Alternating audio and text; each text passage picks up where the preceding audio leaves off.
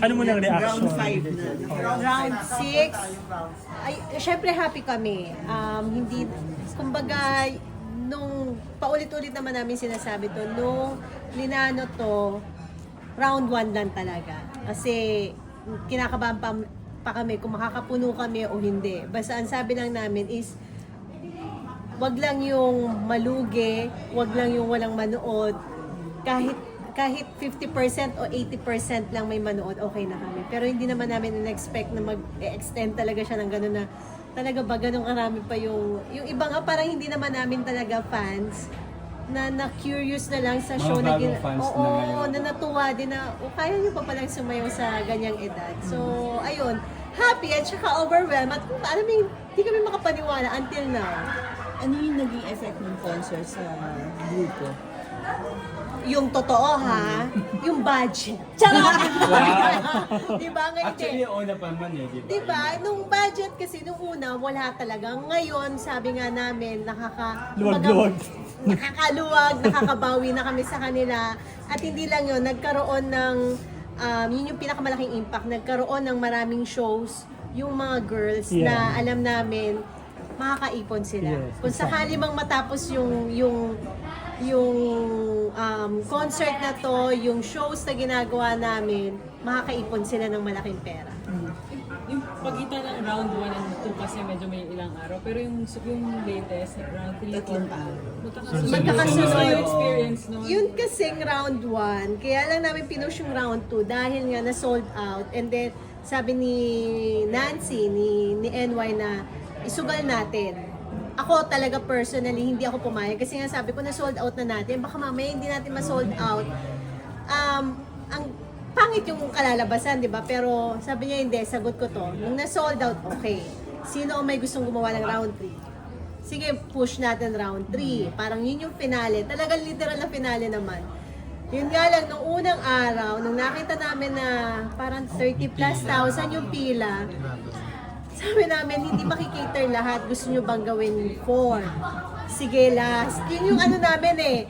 Hanggang sa pagkadating ng round 4, ang nangyari naman is 100,000 plus yung nakapila. So, hindi pa rin makikater. Sabi, ano ba? Last. Okay, sige, kaya natin to 3 araw. Kaya ba nakatagal natin? Sunod-sunod. Sila Jopay din yung boss natin. Paano? Kasi hindi naman talaga namin to ginagawa ng, ang tagal na namin hindi ginagawa. Pero nailaban naman din talaga. Ginagawa lang namin yung, kaya namin ginawa yun kasi nga may mga fans na hindi nakapanood. So para sa kanila. Kaya yung bentahan din ng ticket, nung nag-online tayo, ang daming scalper. Sorry ang daming scalper. So, ang ginawa nung ika-second day, may bentahan ng sa physical store and then sa online, parang may ilan-ilan na nakalusot. Kaya, nung pangatlo, ang ginawa nila is mauuna ang store. Kumbaga, doon muna kayo, bahala kayong anong tawag dito? Kung fans Pumila. talaga kayo, pumila kayo. At saka ang maganda kasi dun sa concert niya, kada isang round, may mga bagong... May mga bago. Di ba? Yun naman din talaga, kahit konti lang, may mga bago Yes, silang oo. makikita. Pinilit naman namin na, kumbaga, mabusog yung mata nila, yung expectation nila sa amin, yung ticket na binayad nila na masasabi nilang worth it naman yung binayad namin sa napanood nila. Kamusta yung collab with Beanie? Hindi kasi ako kasama, dapat kasi Ayun sinama. nga eh. Charot lang, pero hindi, ang Na- saya, ang babait ng mga na-miss girls mo kasi talaga. ako. Oo, pero alam mo yung nakikita namin yung kami to dati, and then kami na yung, kumbaga syempre, asa ayon sa gusto mo, merong lalabas na bagong grupo, ganun din ang mangyayari sa kanila. Nakakatuwa lang na nag-yes yung mga girls sa amin.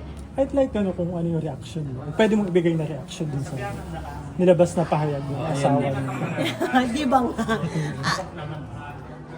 Ayoko nang mag-comment kasi sabi nga ng asawa ko, wag na nating patulan.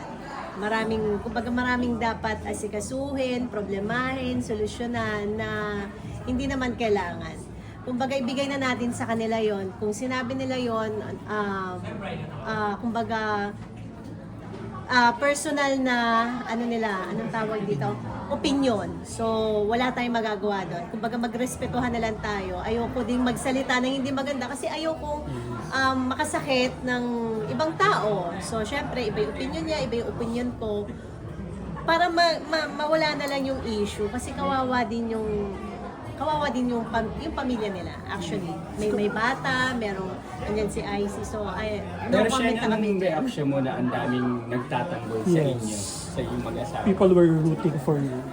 Yun naman ang pinagpapasalamat namin kasi parang hindi mo na kailangan talagang literal na magsalita.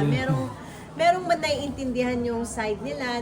Kaya nga sabi ko, respetuhan tayo ng paniniwala. Kasi yan yung isa sa hindi natin dapat pagtalunan minsan eh. Hindi mo yung religion, pati yung sa politics, lalo na kung magkaiba kayo ng pananaw, di ba? Mag-aaway lang kayo. Pero doon sa mga taong nagtanggol sa amin, syempre nagpapasalamat kami na hindi pala namin kailangan na ipagtanggol yung sarili namin dahil meron. At mahirap din sa side nila ha, yung nababash ka. Ang hirap-hirap lang na nababash. Kahit sabihin mong ayaw mo maapektuhan at maapektuhan. Ito na lang, your message to Icy na lang siguro. Ano yung that you'd like to share? Pag-pray, gusto mo yun siya. Pag-pray namin kayo, yung buong pamilya. Yung totoo ha, yun naman din ang ano ng SB talaga na syempre kailangan nilang, walang halong plastic ha, kailangan nilang malagpasan to. Pero after nito, wala naman eh. Pag nagkita kami, saan man, magyayakapan pa rin kami, mag-hi pa rin, magkakamustahan. Wala yung talagang sama ng loob kasi wala talaga kami, walang pinag-awayan, wala lahat eh. Nire-respeto namin kung ano yung naging desisyon nilang mag-asawa ng pamilya niya at masaya kami para sa kanila. So yung guesting, yung paglabas ni Icy sa concert, once lang yun, hindi na maulit. If ever na magkaroon ulit ng Surprise ba hindi yun? ko, surprise yun Surprise eh. yun. Wala talagang nakakaalam. Si Mia Si lang Mia lang, nakakaalam. oo, Oo. diba? Manunood lang yata dapat siya, itis nahatak na. Pero happy kami na kahit sandali na nabuo yung SB doon sa stage. Your thoughts yung asawa mo lagi namin nakikita sa bawat round. Pati siya. Sobrang Supportive. supportive. Pag lumalabas ka dun sa mga fans, andun din siya kasama. Kasi yung totoo, hindi, sabi niya nga, mama, kilala ko ang sex bomb. Alam ko sikat kayo. Sabi niya, nag-ano na nga kayo, nag-show na nga kayo dito malapit sa amin. Pero hindi ko kayo pinapansin. Kasi nga, sabi niya, huwag kang ma-offend. Sabi niya, normal, yung parang masa, yung ganon. Ako talaga ba? O ikaw na yung hindi ba? Hindi, ganon, di ba?